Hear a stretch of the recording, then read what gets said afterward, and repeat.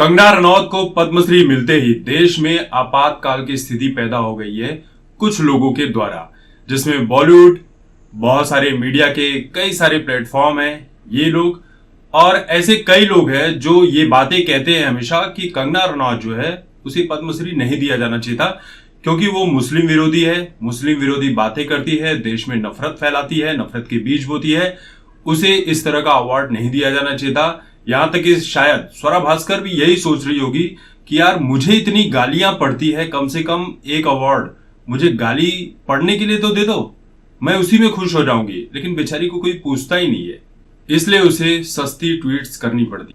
अब देखिए, विरोध तो हो ही रहा था, लेकिन इन लोगों के लिए और विपक्ष के लोगों के लिए सोने पे सुहागा ये हो गया कि थोड़ा इसमें चार चांद लग गया ये कि कंगना रनौत ने एक इवेंट के दौरान ये कह दिया कि आजादी जो हमें 1947 में मिली थी वो गांधी के कटोरे में भीख के समान मिली थी, असली आजादी तो मुझे 2014 में मिली थी। अब इस शब्द के कई मायने हैं, लेकिन राजनीति के हिसाब से इसके कई मायने लगाए जा रहे हैं और कंगना रनौत को लेकर सोशल मीडिया पर एक ट्रेंड चलाया जा रहा है कि कंगना रनौत माफी मांगो, कंगना रनौत पद्मश्री वापस लौटा दो, कंगना रनौत से पद्मश्री छीन लो। विपक्ष ये कह रहा है कि आजादी हमें भीख में नहीं मिली है, बहुत सारे क्रांतिकारियों ने, देशभक्तों ने अपने जान की कुर्बानी दी, अपना लहू बहाया, तब जाकर हमें ये आजादी मिली। देखिए, पद्मश्री तो वापस होता नहीं है, सरकार वापस मांगेगी नहीं और कंगना रनौत पद्मश्री लौटाने वाली नहीं है क्योंकि ये अवार्ड वापसी गैंग का हिस्सा नहीं है। सबसे बड़ी हैरानी की बात यह है कि हमारे देश में बहुत सारे ऐसे लोग हैं, बहुत सारी विपक्षी पार्टियां हैं जो हमारे देश के देशभक्तों का, शहीदों का, क्रांतिकारियों का खुलेआम अपमान करते रहते हैं, तरह तरह की बातें करते हैं। वीर सावरकर जी को तो ये लोग क्रांतिकारी और देशभक्त मानते ही नहीं है, इन्हें गालियां देते हैं, तरह तरह से नकारते हैं और न जाने क्या क्या बातें करते हैं। भगत सिंह को तो कुछ लोगों ने आतंकवादी का दर्जा दे रखा है और भगत सिंह को तो ये लोग क्रांतिकारी मानते ही नहीं है, देशभक्त मानते ही नहीं है। बहुत सारी ऐसी राजनीतिक पार्टियां हैं, लेकिन आज वही जब कंगना रनौत ने ये बात बोल दी तब अपनी राजनीति की रोटी सेकने के लिए चले आए।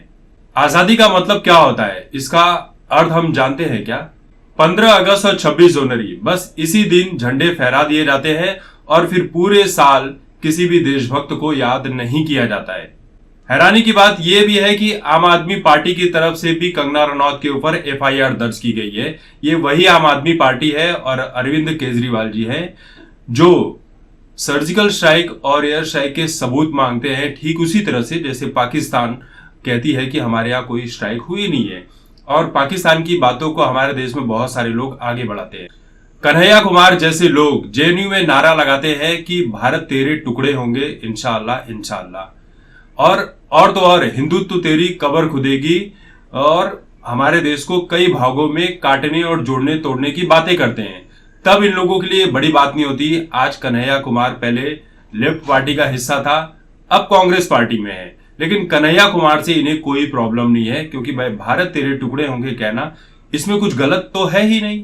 कंगना ने जो कहा सो कहा, कंगना के कहने का मतलब कुछ और ही हुआ होगा, वो बाद में कंगना रनौत क्लियर करेगी। लेकिन जो लोग इल्जाम लगा रहे हैं, पहले वो लोग खुद भी अपने गिरेबान में झांक कर देखे कि वो लोग क्या कभी देशभक्तों को वो इज्जत देते हैं, वो सम्मान देते हैं, कभी नहीं देते हैं।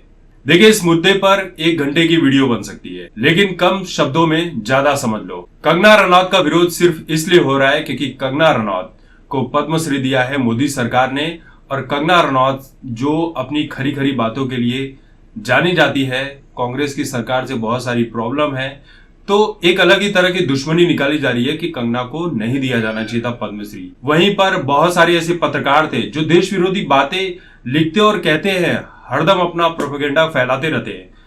इन लोगों को कांग्रेस की सरकार में पद्मश्री दिया गया था, तब इन्हें कोई प्रॉब्लम नहीं होती है। और हमारे देश के कई नवयुवकों से, जवानों से पूछोगे कि हमारे देश में क्रांतिकारियों ने क्या किया था, आजादी कैसे मिली, बहुत सारे लोगों को तो अभी तक यही नहीं पता है कि भारत के पहले प्रधानमंत्री कौन थे और भारत के इस वक्त के प्रधानमंत्री कौन है। छोटी छोटी चीजें हमारे देश के बहुत सारे लोगों को नहीं पता है, लेकिन सोशल मीडिया पर जो ट्रेंड चलता है उसी को बस ये आगे बढ़ाने के लिए आंख बंद करके निकल पड़ते हैं। देखिए, कंगना रनौत को दरअसल ये कहना चाहिए था कि आजादी तो हमें 1947 में मिल गई थी, लेकिन आजादी का असली मकसद 2014 के बाद ही समझा। हर रोज भ्रष्टाचार, बम धमाके, आतंकवाद, दंगे और तरह तरह की चीजें हमारे सामने आती थी, उसी को देखकर हम खुश हुआ करते थे। अब इन सारी बातों को लोग भूल चुके हैं कि उनकी सरकार नहीं है। हमारे देश में ऐसी कई चीजें थी जो आजादी के बाद से लेकर अब तक इस देश के कई गांव तक पहुंची नहीं थी, जिसमें बिजली भी थी। बिजली कई गांव तक नहीं पहुंची थी, इसके बारे में कभी किसी ने ध्यान नहीं दिया। तो वही कहा मैंने, इसके ऊपर कई देर की वीडियो बन सकती है। बाकी कंगना रनौत ने क्या कहा है, किस हिसाब से कहा है, ये इन बातों को तो क्लियर करेगी ही करेगी, क्योंकि हर बात के पीछे कुछ न कुछ बात तो जरूर होती है।